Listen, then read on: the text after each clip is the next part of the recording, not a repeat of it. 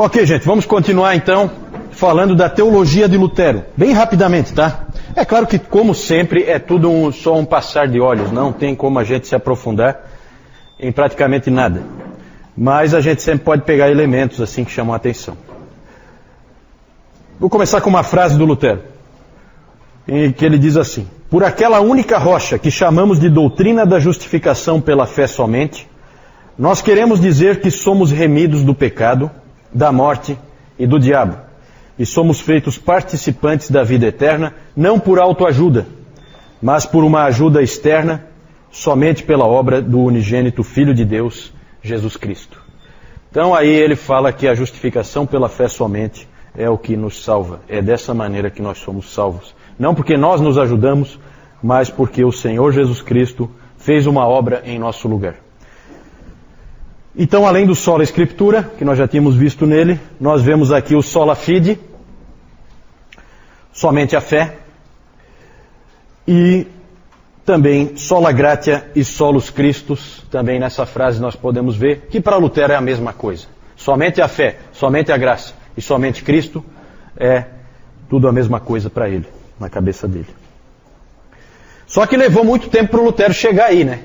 Nesses quatro lemas da Reforma que a gente conhece, né? Tem mais um aí, mas aí é mais o Zwinglio que contribui com o próximo, que é o Soli Deo Gloria. Quem conhece um pouquinho da vida de Lutero sabe que o texto que importunou ele a vida inteira foi o texto de Romanos 1:17. Visto que a justiça de Deus se revela no Evangelho, de fé em fé, como está escrito, o justo viverá por fé. Esse texto incomodava muito Lutero, porque essa ideia de justiça de Deus, aí no início, visto que a justiça de Deus se revela no Evangelho, a ideia que se tinha, e a ideia que o Lutero tinha também, é que justiça de Deus aí significa a justiça que Deus requer.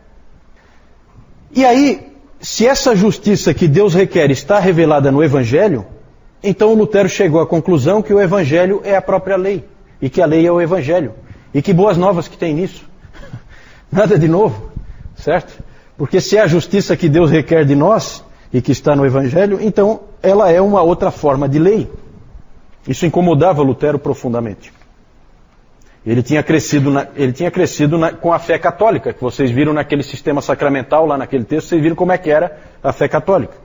Que ela dizia mais ou menos o seguinte: dê o melhor de si, faça o possível, faça o que você puder, dê o máximo que você puder, Deus faz a parte dele, você faz a sua. E a sua era o que a igreja mandava você fazer, basicamente, né? Lutero sentia que era impossível você cumprir a sua parte. E ele se perguntava sempre o quanto é o bastante. Ah, dê o máximo possível, mas o quanto é o máximo possível? O quanto que eu tenho que fazer para conquistar a salvação? Isso importunava ele. Ele teve várias crises em relação a isso aí. A primeira, famosa, foi quando ele caminhava, depois de uma das suas aulas de direito, ele estudava direito, e houve uma grande tempestade. E nessa grande tempestade ele achou que ia morrer, porque raios caíam, batiam nas árvores e tal.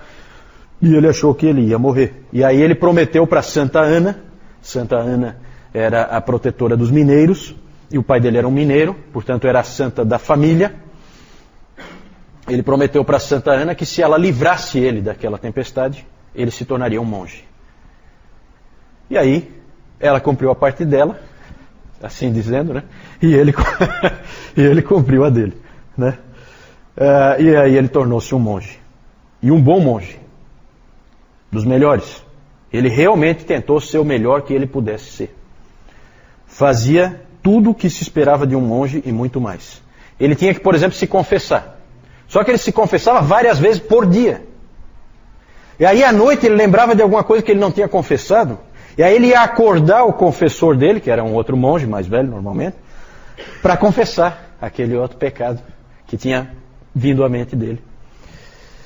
E a ponto do confessor dele se irritar tanto com ele, que chegou... um fato pitoresco aí, né? O confessor dele chegou para ele e falou assim: Lutero, sai, faz alguma coisa realmente ruim, como matar o teu pai, por exemplo, e aí você vem aqui e confessa. Senão vai dormir, rapaz.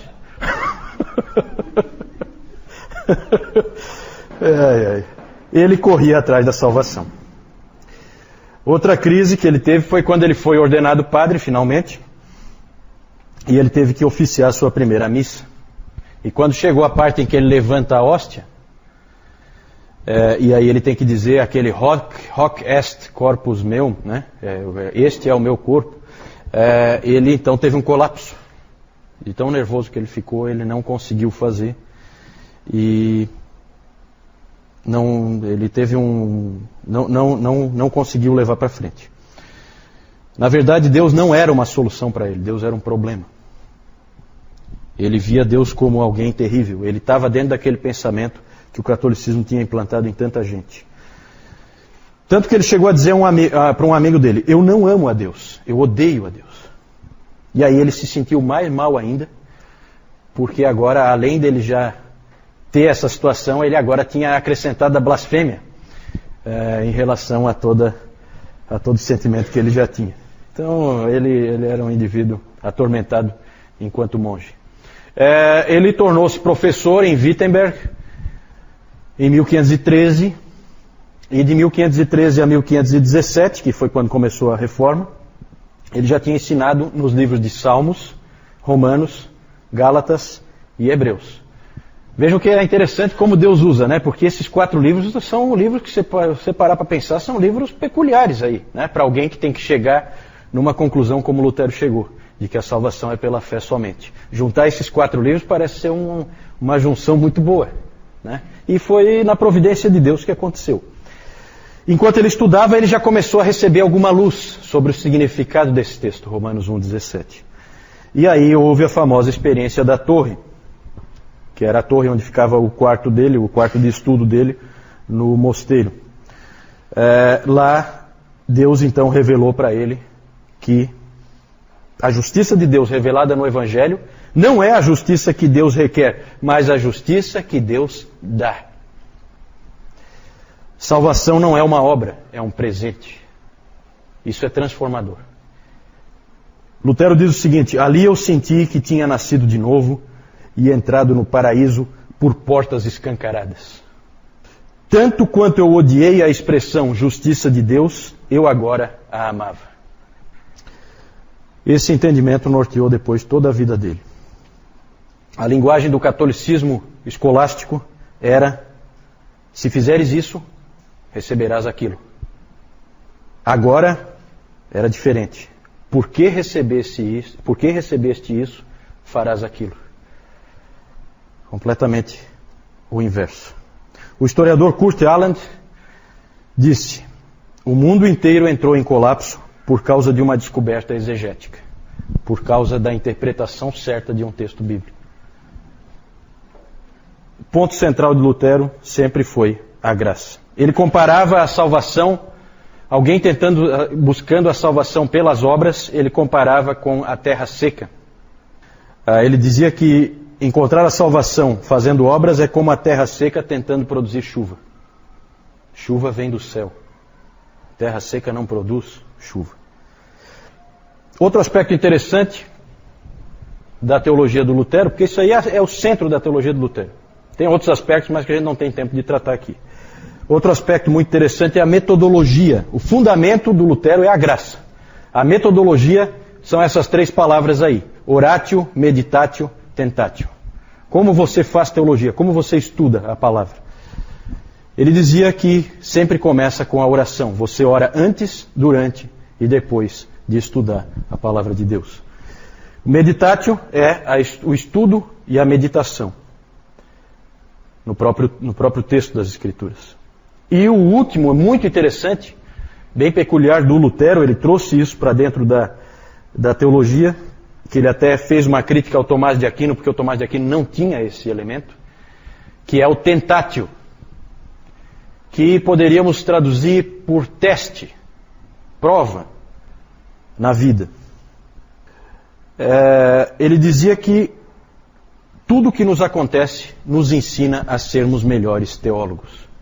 Todas as experiências que a gente vive são para que nós nos tornemos melhores teólogos. Isso é o tentatio. É você viver. É você ser provado pelas agruras da vida. É você ficar doente. É um filho seu morrer. É um inimigo te atacar. É você ser humilhado. É você ser traído. É você passar por essas agruras da vida, passar pelas dúvidas, passar pelos momentos de depressão. Tudo isso aí faz o teólogo. Tudo isso aí faz o teólogo. Era o que ele dizia. Oi? Pode.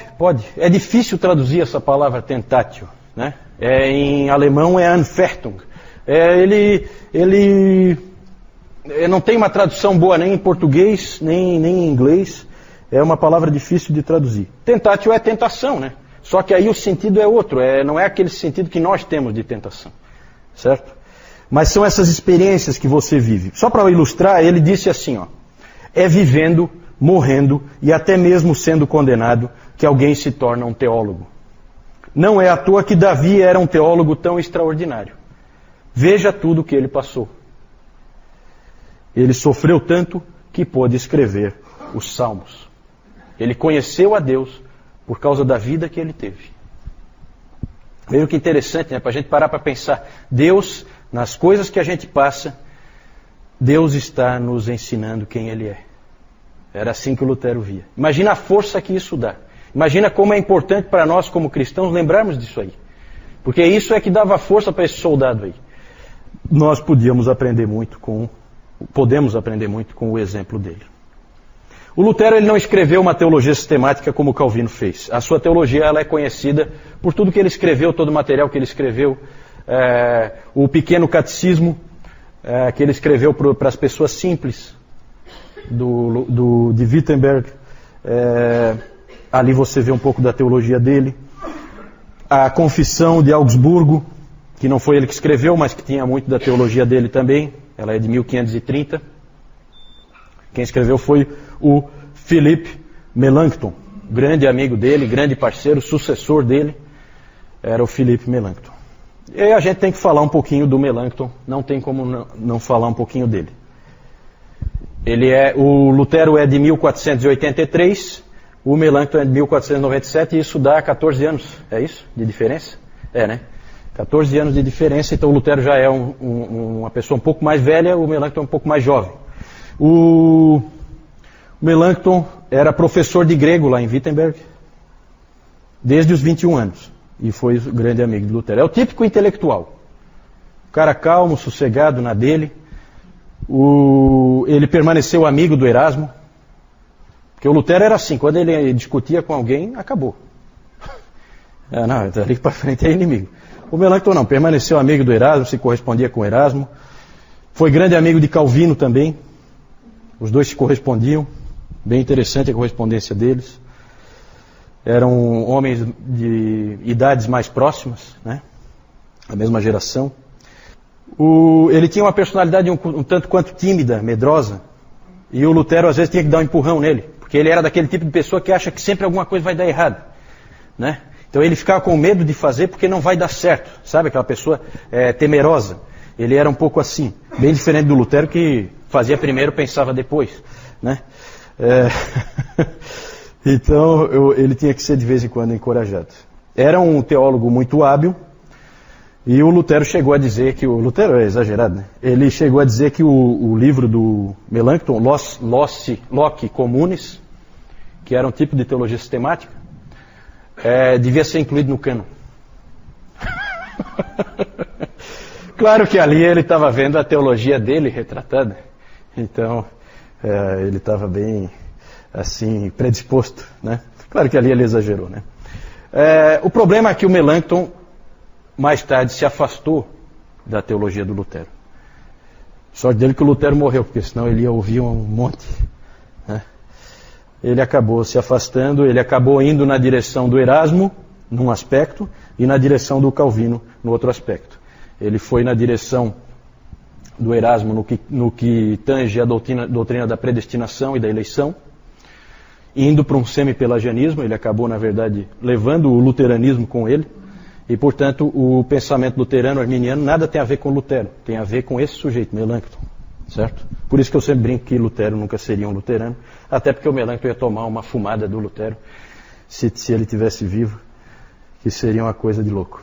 Uma frase do Melanchthon aqui, só para vocês terem uma ideia. O Espírito Santo e a palavra agem primeiro na conversão, mas a vontade do homem não é completamente inativa. Deus atrai, mas atrai aquele que está disposto, porque o homem não é uma estátua. Frase que pode ser colocada na boca de qualquer arminiano com total tranquilidade, né? Então aqui a gente já vê. Essa frase, ela é de 1555, Lutero morreu em 1546. Conveniente, né? Tá, há 9 anos já está morto. Senão ele ia sofrer uma barbaridade, como o Erasmo sofreu. Também ele abandonou a ideia do Lutero, aos poucos, da ideia da consubstanciação. Nós vamos falar depois quando a gente falar do Zwingli. Ele também abandonou a ideia da consubstanciação e acabou indo trazendo o luteranismo para uma ideia da ceia mais parecida com a ideia do Calvino, né? Essas posições do Melanchthon causaram muita confusão dentro do luteranismo, confusões essas que só foram resolvidas com o livro da Concórdia, que a gente não tem tempo nem é o caso aqui da gente ficar comentando. O Melanchthon, de todos os reformadores, ele foi o que mais tentou aproximar os protestantes de volta para a Igreja Católica, foi o que mais manteve conversações. Ele era realmente um indivíduo de personalidade conciliadora, certo? Não gostava de ficar lutando, não é um soldado, né? Já o Lutero é um soldado. Ok, só mostrando para vocês aqui, isso aqui é uma indulgência, o documento, né? Um monte de coisa escrita. Aqui é o Tetzel e a sua feirinha, ele lá falando, vendendo indulgências, certo? Ali vocês veem Lutero, Frederico o Sábio da Saxônia, a Catarina von Bora e o Melanchthon, aqui personagens que a gente falou nessa história. Aqui as 95 teses, esse aqui é uma cena do filme Lutero, né? Em que aparece aqui o ator pregando as 95 teses na porta da Igreja do Castelo. Dieta de Worms, onde Lutero compareceu perante o emissário do Papa e o Imperador. E aqui o Castelo de Wartburg, foto atual. Aqui a salinha onde ele trabalhava e onde ele jogou o tinteiro, né? Segundo se diz. Ou o diabo jogou o tinteiro nele antes. Aí há controvérsias. Aqui a bula papal, né? Bula contra Errones, Martini, Luteri e não sei o que, né? Os erros, bula contra os erros de Martinho Lutero. O que o Lutero fez com a bula? Queimou. Ignorou completamente a bula que o excomungava, certo?